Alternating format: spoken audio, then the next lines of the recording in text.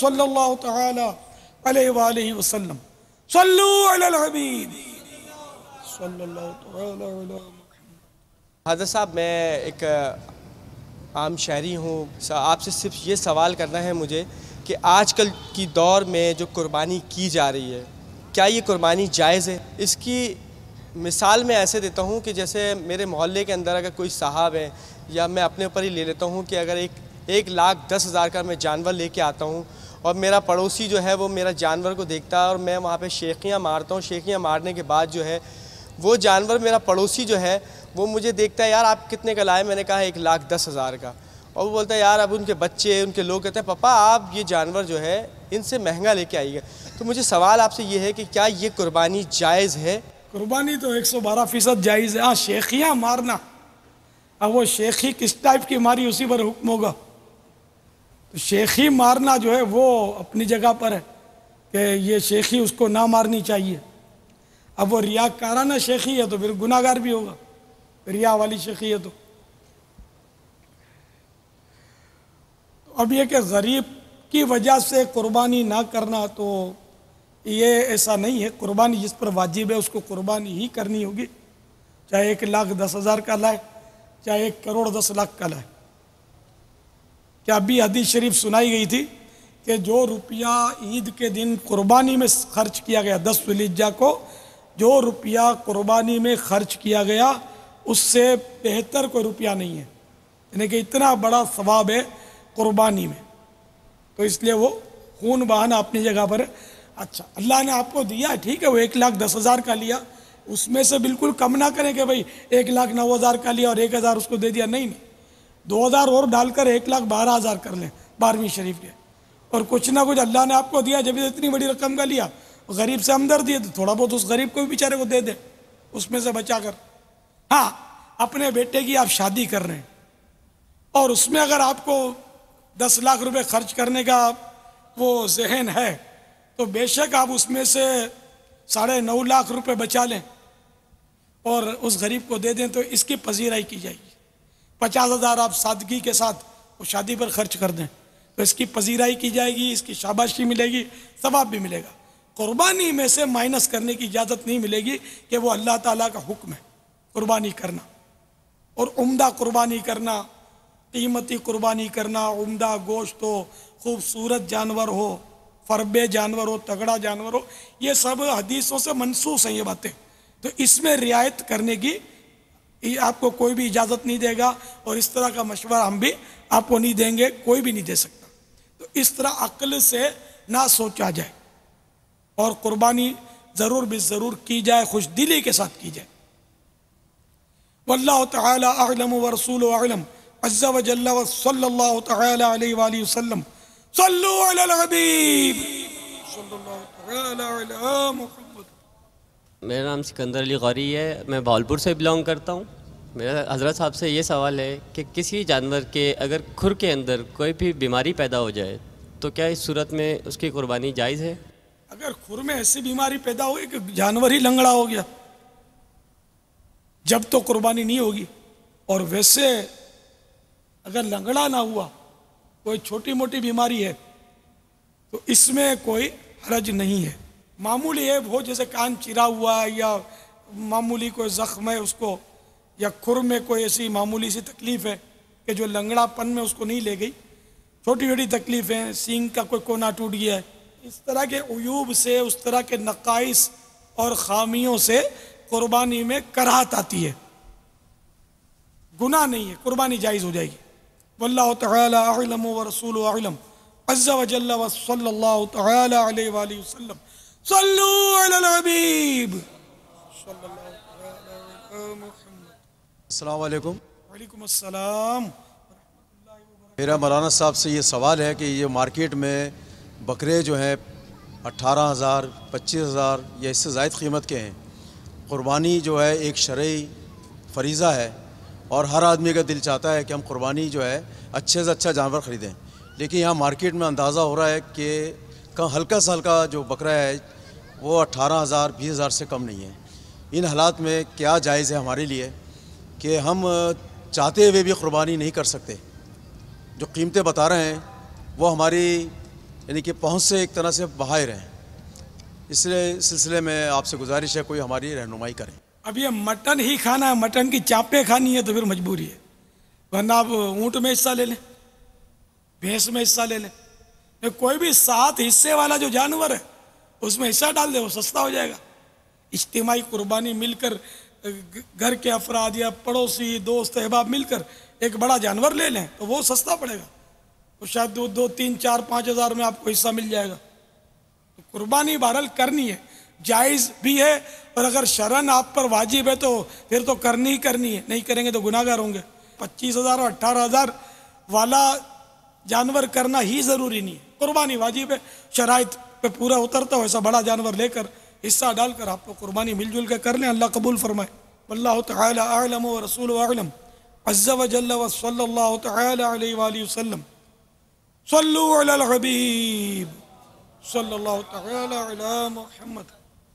میں یہ معلوم کرنا چاہتا ہوں کہ کہنے میں قربانی کا جانور چوری اگر ہو جائے تو اس میں کیا قربانی ہوگی یا نہیں؟ آپ کے سوال کا جواب دعوت اسلامی کے اشاعتی ادارے مکتبۃ المدینہ کی مطبوعہ بہار شریعت جلد 7 یعنی جلد 3 صفحہ نمبر 342 پر ہے. مسئلہ نمبر 12.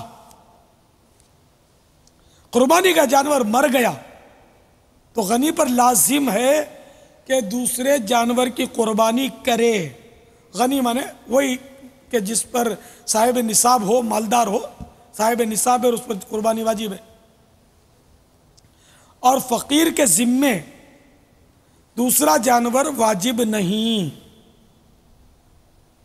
اور اگر قربانی کا جانور گم ہو گیا یا چوری ہو گیا اور اس کی جگہ دوسرا جانور خرید لیا، اب وہ مل گیا تو غنی کو اختیار ہے کہ دونوں میں جس ایک کو چاہے قربانی کرے، اور فقیر پر واجب ہے کہ دونوں کی قربانیاں کرے. مگر غنی نے اگر پہلے جانور کی قربانی کی تو اگرچہ اس کی قیمت دوسرے سے کم ہو کوئی حرج نہیں، اور اگر دوسرے کی قربانی کی اور اس کی قیمت پہلے سے کم ہے تو جتنی کمی ہے اتنی رقم صدقہ کرے. ہاں اگر پہلے کو بھی قربان کر دیا تو اب وہ تصدق یعنی صدقہ کرنا واجب نہ رہا. واللہ تعالی اعلم ورسول اعلم عز وجل وصلی اللہ تعالی علیہ وآلہ وسلم. صلوا علی الحبیب صلی اللہ تعالی علی محمد. میرا حضرت صاحب سے سوال ہے مولانا الیاس صاحب قادری سے کہ یہاں پہ بکرے جو ہم لوگوں نے لائے اندرون سندھ سے بہت جو ہے نا عمدہ بکرے ہیں، کوئی 2.5 لاکھ کا ہے، کوئی 2 لاکھ کا ہے. اب یہ بکروں میں تھوڑا سا ہلکا سا بھی نشان ہو جاتا ہے تو اس میں جو ہے نا ہمارے لیے یہ آنے والے جو کسٹمر ہیں بہت پریشانی کرتے ہیں کہ بھائی اس کا سینگ خراب ہے، اس کا کان میں تھوڑا سا یہ ہے، تو اس کو دودھ دینا پڑتا ہے، اس کی خدمت کرنا پڑتا ہے، ہمیں بہت سارے مسائل ہیں اس میں. تو وہ ہمیں پتہ ہے کہ ہم کتنا اس میں دودھ پلاتے ہیں اور کتنا اس کی خدمت کرتے ہیں، وہ تو ہمیں ہی پتہ ہے. مولانا الیاس صاحب سے یہ گزارش کرتا ہوں کہ اپنے مدنی چینل والوں سے مدنی چینل کے اندر یہ اپنا نیوز میں نشر کریں کہ کسٹمروں کو سمجھائیں تاکہ بھائی اگر چھوٹی سی مطلب جو بھی مسائل ہیں شریعت کے بارے میں ان کو صحیح طرح آگاہ کریں تاکہ ہمارے لیے بھی دشواری پیدا نہ ہو اور جو لینے والے ہیں ان کے لیے بھی دشواری پیدا نہ کریں. ہائے ہائے بکرے کو دودھ پلاتے ہیں، دیکھو یار بکرے کے بھی نصیب ہے. بادام پستے کی میں نے تو بات کی تھی نا، دودھ بھی آ گیا. اب کسٹمر کو تو مزید سمجھانا پڑے گا کہ عیب والا جانور نہ لیا کرے. کہ اگر معمولی بھی عیب ہے نا جانور میں، حدیث میں بالکل لینے کی صراحت ہے کہ جب جانور لیا جائے تو اس کے کان وغیرہ دیکھ لو کہ کان چرا ہوا تو نہیں، کان میں کوئی سوراخ تو نہیں. تو جانور میں اگر معمولی سا بھی عیب ہے تو قربانی ہو تو جائے گی مگر مکروہ، ایسا کرنا مکروہ ہے، قربانی مکروہ ہوگی. جانور بالکل بے عیب اور فریش ہونا چاہیے. واللہ تعالی اعلم ورسول اعلم عز وجل وصلی اللہ تعالی علیہ وآلہ وسلم. صلوا علی الحبیب صلی اللہ تعالی علی محمد. السلام علیکم. वालेकुम अस्सलाम वरहमतुल्लाहि वबरकातुहू। حضرت صاحب آپ سے میرا یہ سوال ہے کہ یہ ہم جانور لے کے آتے ہیں، اس کو ہم لوگ نہلاتے ہیں، صاف ستھرا کرتے ہیں، اس کا بھی کوئی اسلامی طریقہ ہے؟ کوئی قربانی کے جانور کو نہلانے کا کوئی طریقہ ہے تو اس کا ارشاد فرما دیں۔ قربانی کے جانور کو نہلانے کا طریقہ یہ ہے کہ اس پر پانی جو ہے وہ ضرورت سے زیادہ نہ بہایا جائے۔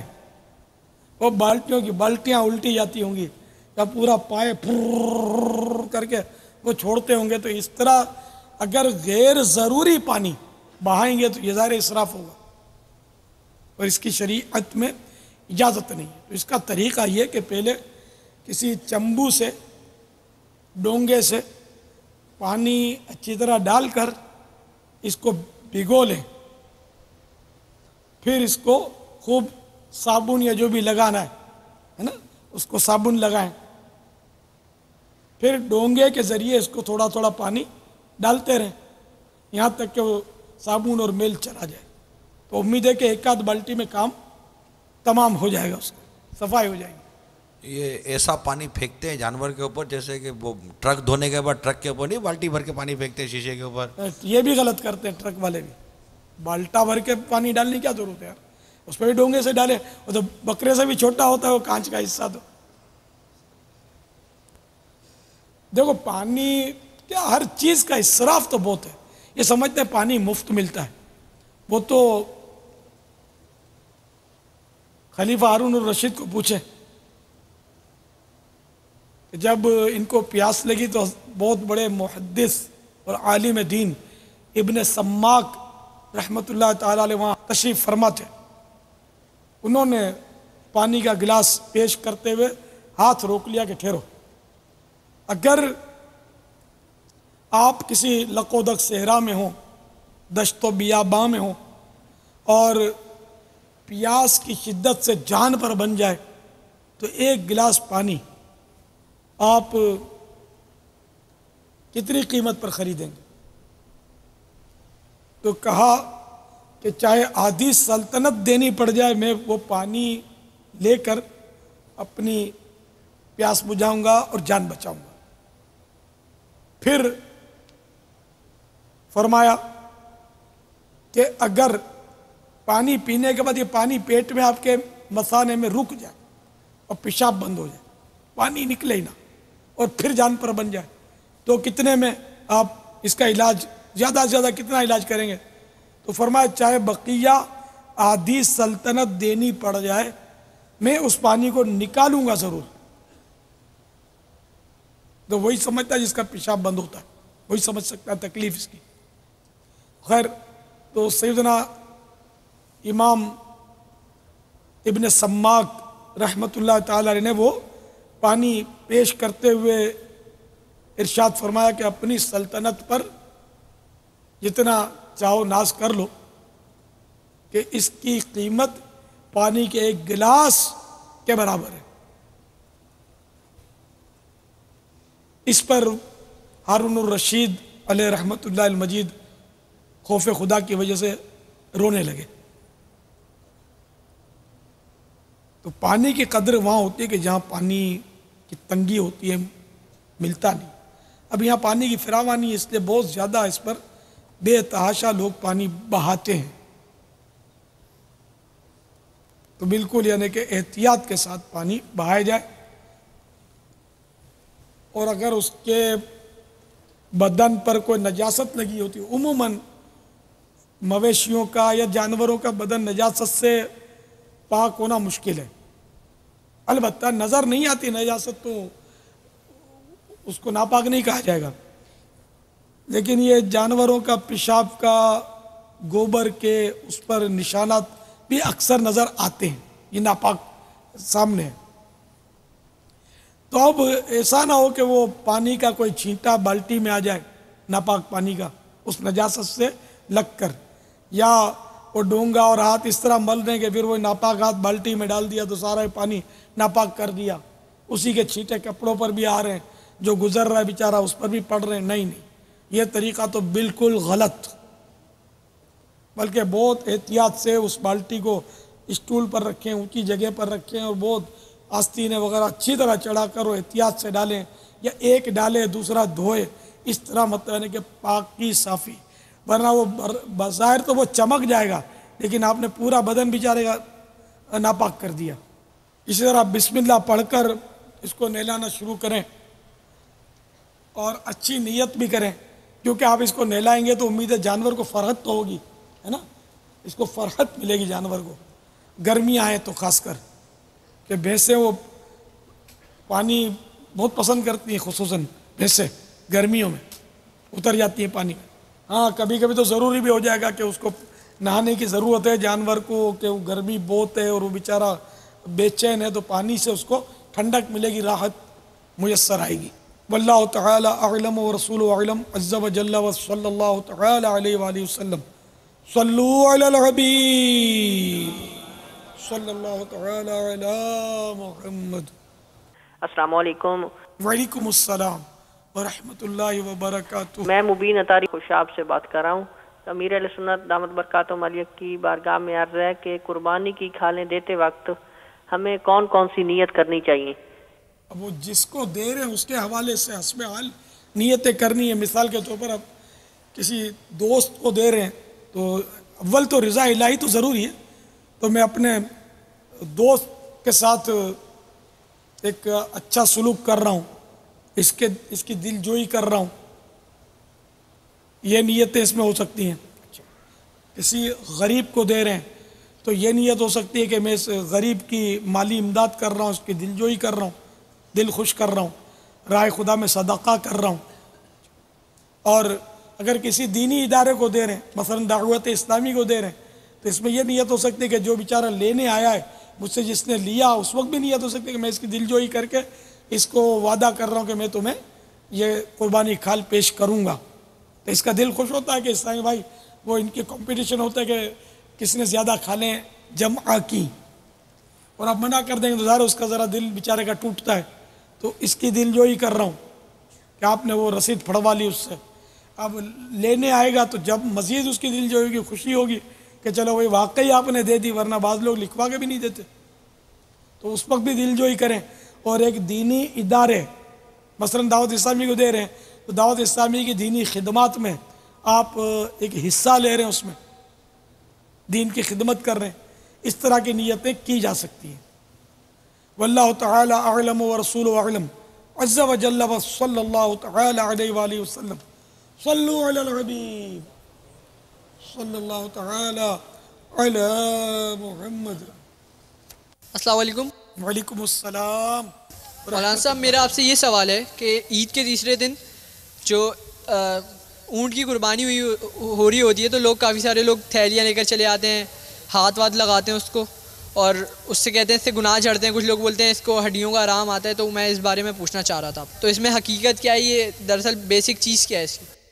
اگر اونٹ کو اس نیت سے ہاتھ لگاتے ہیں کہ اللہ کی راہ میں قربان ہوا ہے تو برکت کے لیے ہاتھ لگاتے ہیں تو ٹھیک ہے, کار ثواب ہے, اچھی بات ہے, ثواب ملے گا.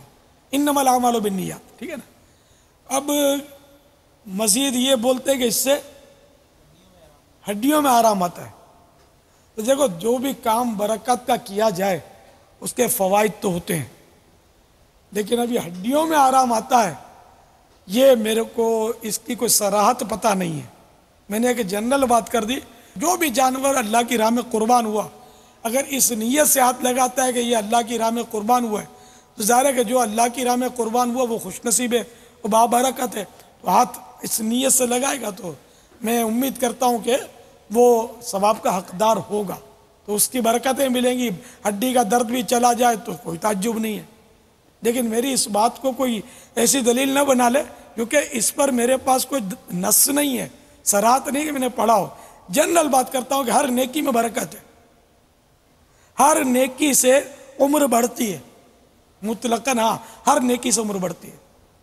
تو یہ بھی کہ اس نیت سے ہاتھ لگایا کہ یہ اللہ کی راہ میں قربان ہوا ہے, حصول برکت کے لیے ہاتھ لگایا, تو ظاہر اس کو اگر ویسے ہی ہاتھ لگایا تب بھی گناہ نہیں ہے. اب انما الاعمال بالنیات. واللہ تعالی اعلم ورسولہ اعلم عز وجل وصلی اللہ تعالی علیہ وآلہ وسلم. صلو علی الحبیب صلی اللہ تعالی علی محمد۔ السلام علیکم۔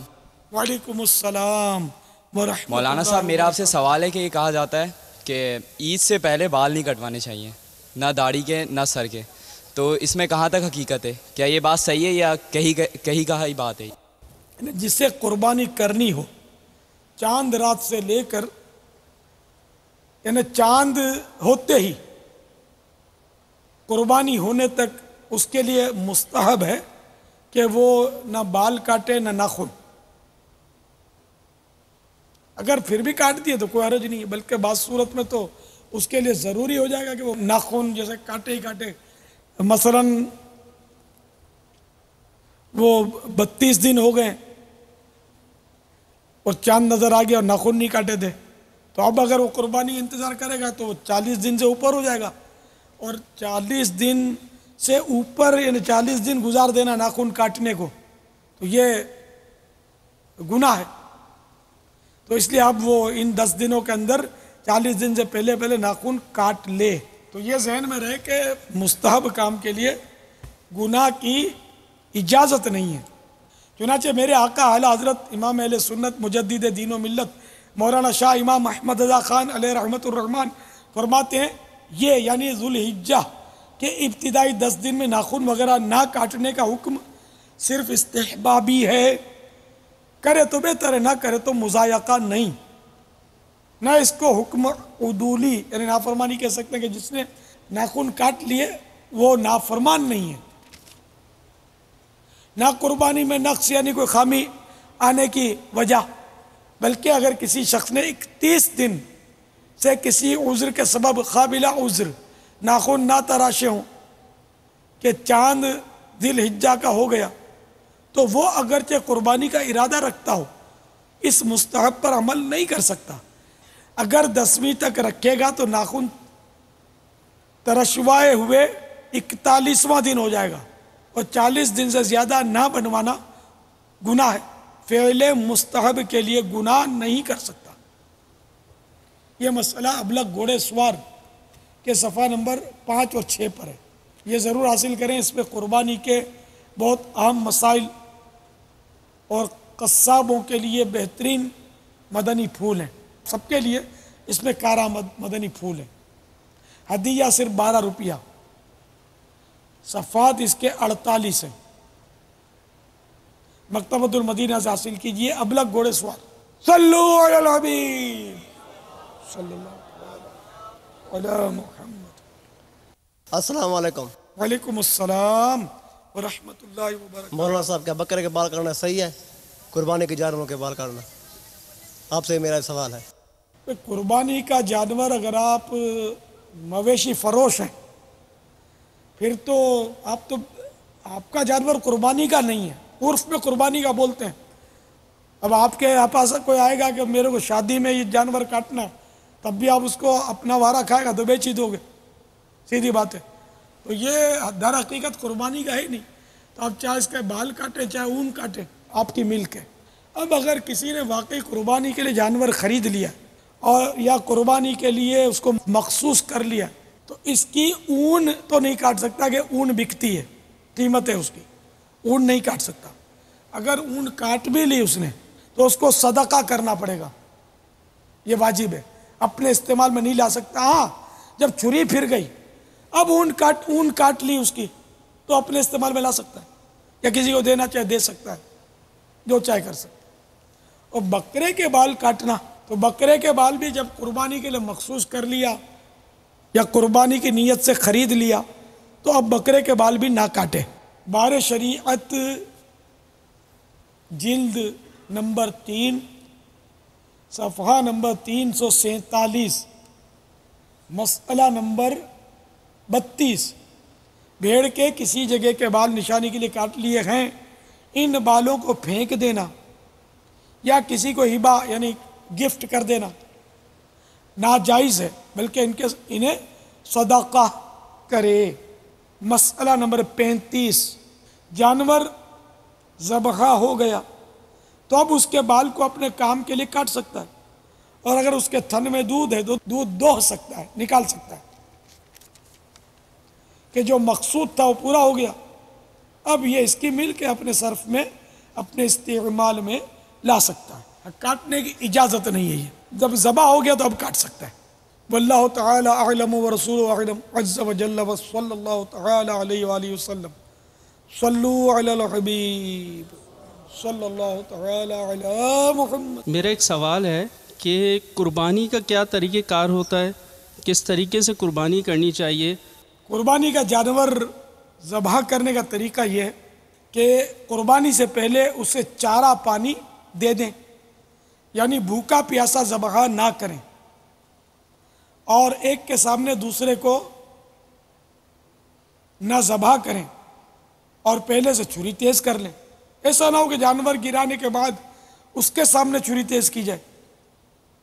جانور کو بائیں یعنی لیفٹ پہلو، لیفٹ سائڈ پر اس طرح لٹائیں کہ قبلے کو اس کا منہ ہو، اور اپنا داہنا یعنی سیدھا پاؤں اس کے پہلو پر رکھ کر تیز چھری سے جلد ذبح کر دیا جائے۔ پہلے دعا پڑھی جاتی ہے، تو یہ ابلغ گھوڑے سوار میں یہ دعائیں لکھی ہوئی ہیں، ان میں سے دیکھ لیجئے۔ واللہ تعالی اعلم ورسولہ اعلم عز وجل وصلی اللہ تعالی علیہ وآلہ وسلم صلو علی الحبیب صلی اللہ تعالی علی محمد۔ یہ حضرت صاحب سے میرا ایک سوال ہے کہ یہ جو بقرہ عید کے مویشی آتے ہیں، اس کے اندر کسی قسم کا کوئی ایسا نقص آپ ہمیں بتائیں جو اگر یہ نقص ہو تو ہم اس کو نہ خریدیں، جو قربانی جس کے اوپر واجب نہ ہو۔ اس وجہ سے جو بھی چیز جو نشانی ہے، کان کٹا ہوا ہے جیسے، سینگ ٹوٹا ہوا ہے یا لنگڑا ہے یا بیمار ہے، اس کے بارے میں ہمیں تفصیلی ذرا برائے مہربانی تھوڑی سی ضرور بتائیے گا۔ اگر جانور کا کان یا دم یا چکی 1/3 یعنی 1/3 تیسرا حصہ، تو 1/3 یا اس سے زیادہ کٹے ہوئے ہوں تو قربانی نہیں ہوگی۔ 1/3 سے کم ہو، پھر بھلے خالی چرا ہوا ہو یا سوراخی ہو کان میں، تو قربانی ہو جاتی ہے، لیکن ایسا مکروہ ہے، یہ بہتر نہیں ہے، افضل نہیں ہے۔ افضل یہ کہ بالکل بھی کوئی بھی نقص نہ ہو، کوئی بھی خامی نہ ہو، بالکل فریش ہو جانور، کوئی زخم کا چھوٹا سا نشان بھی نہ ہو۔ یہ عام مویشی فروش جو ہے نا بولتے ہیں چرا ہوا ہے تو بولو ہم نے نشانی کے لیے رکھا ہی ہے، ٹھیک ہے نشانی کے لیے کاٹتے ہو، لیکن یہ اس میں عیب پیدا ہو گیا، اس سے قربانی مکروہ ہو جائے گی، تو آپ بغیر چیرا ہوا لیں، کان چیرا ہوا نہ ہو۔ سینگ ٹوٹا ہوا ہے تو اگر جڑ سے ٹوٹا ہوا ہے نا، بالکل جڑ سے نکلا ہوا ہے، تب قربانی نہیں ہوگی، تھوڑا سا ٹوٹا ہوا ہے تو قربانی ہو جائے گی، مگر وہی مکروہ۔ اسی طرح جانور اندھا ہے تو قربانی نہیں ہوگی، اور یعنی کانا ہے اور کاناپن اس کا بالکل ظاہر ہے، ایک آنکھ بند ہے اس کی، وہ دیکھ ہی نہیں پاتا ہو، تو اب اس کی بھی قربانی نہیں۔ اچھا اگر اس کی نظر کمزور ہے تو 1/3 یا اس سے زیادہ نظر کمزور ہے تب بھی قربانی نہیں ہوگی۔ بیمار ہے تو ایسا بیمار ہے کہ اس کی بیماری ظاہر ہے تب بھی قربانی نہیں ہوگی۔ ایسا کمزور ہے کہ وہ ہڈیوں کا مغز ہی ختم ہو گیا، تو ہڈیوں میں مغز ختم ہونے کی علامت یہ ہے کہ وہ اٹھ ہی نہیں سکے گا، پڑا رہے گا، ادھر چل کر قربان گاہ تک جانے کی اس کی طاقت نہیں ہوگی، تو ایسا مریل کمزور جانور کی بھی قربانی نہیں ہوگی۔ واللہ تعالی اعلم ورسولہ اعلم عز وجل وصلی اللہ تعالی علیہ وآلہ وسلم صلو علی الحبیب صلی اللہ تعالی علی محمد۔ میرا نام بابا جان محمد شکیل سرور تاری ہے، میں راکش میخالہ کبا سے بول رہا ہوں۔ میرا سوال یہ ہے پاپا جان کے عرض میں کہ قربانی میں کون سا رنگ کا جانور جو ہے وہ افضل ہے؟ اس میں وہ حدیث میں یہ ہے کہ سیاہی میں چلتا ہو، سیاہی میں بیٹھتا ہو، سیاہی میں دیکھتا ہو، یعنی ایسا جانور کہ جو جس کی آنکھیں کالی کالی ہوں، کالے کالے بال ہوتے ہیں، آنکھیں کالی ہوتی ہیں، پیٹ پر کالے بال ہوں اور ٹانگوں پہ کالے بال ہوں. یہ حدیث شریف میں اس کا تذکرہ ہے. سرکار نے ایسی قربانی کی تھی. اب اس کو مطلقاً افضل تو قرار نہیں دیں گے، کیونکہ افضل میں تو اور بھی تو صورتیں ہیں نا، کہ فربے ہو، عمدہ ہو، قیمتی ہو، گوشت بھی عمدہ ہو اس کا. واللہ تعالی اعلم ورسولہ اعلم عز وجل وصلی اللہ تعالی علیہ وآلہ وسلم. صلو علی الحبیب صلی اللہ تعالی علی محمد. السلام علیکم. وعلیکم السلام. میں ماجرگڑھ سے شفیع بات کر رہا ہوں. میرا سوال یہ ہے کہ قربانی کے لیے قرضے کا کیا ہے، یعنی کہ جس پہ قرضہ ہو اس پہ قربانی واجب ہے یا نہیں ہے؟ اگر قرضہ مائنس کر کے اس کے پاس وہ نصاب کی قدر رقم یا مال یا چیزیں نہیں بچتی تو قربانی واجب نہیں. اور اگر قرضہ مائنس کر کے بھی اتنا مال اس کے پاس رہتا ہے کہ جس سے وہ صاحب نصاب ہو جائے گا تو اب اس پر قربانی واجب رہے گی. واللہ تعالی اعلم ورسولہ اعلم عز وجل وصلی اللہ تعالی علیہ وآلہ وسلم. صلو علی الحبیب صلی اللہ تعالی علی محمد. السلام علیکم ورحمۃ اللہ وبرکاتہ. وعلیکم السلام ورحمۃ اللہ وبرکاتہ. میں عامر علی شہر اکاڑا سے بات کر رہا ہوں. تو میرے بھائی کی عمر تقریباً 17 سال ہے. تو حضرت صاحب یہ بتا دیجئے کہ اس کے نام کی قربانی ہو جائے گی؟ مدنی چینل ماشاءاللہ بہت ہی اچھا لگتا ہے مجھے، میں دیکھتا بھی ہوں اور اس کی بہاریں لوٹتا ہوں اور دوسروں کو بھی اس کی ترغیب دلاتا ہوں. قربانی تو ایک دن کے بچے کی طرف سے بھی ہو سکتی ہے. 17 سال کا تو ویسے بالغ ہوتا ہے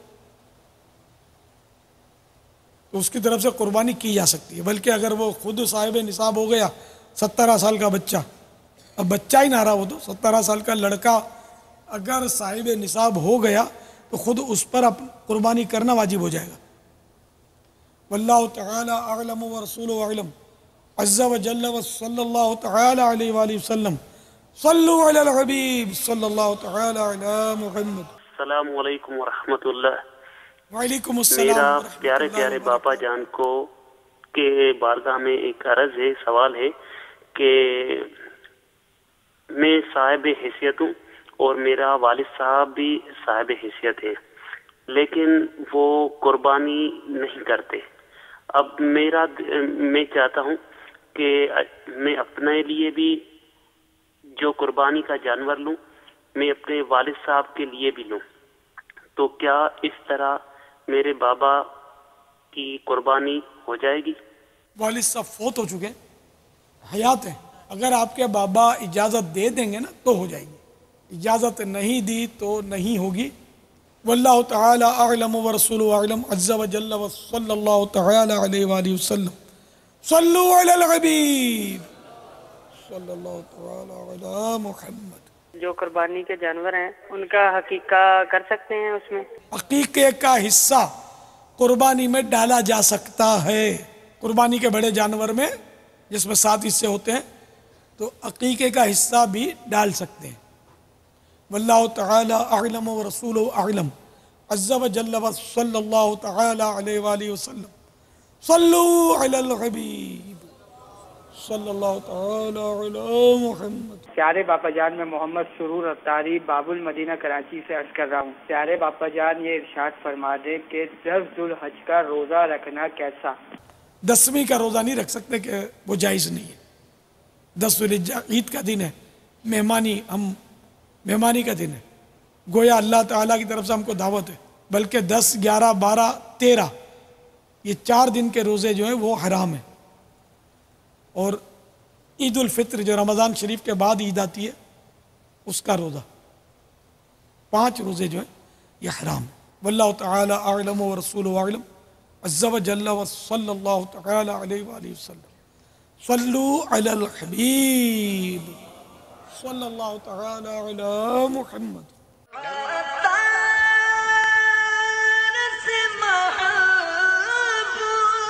محبوب کی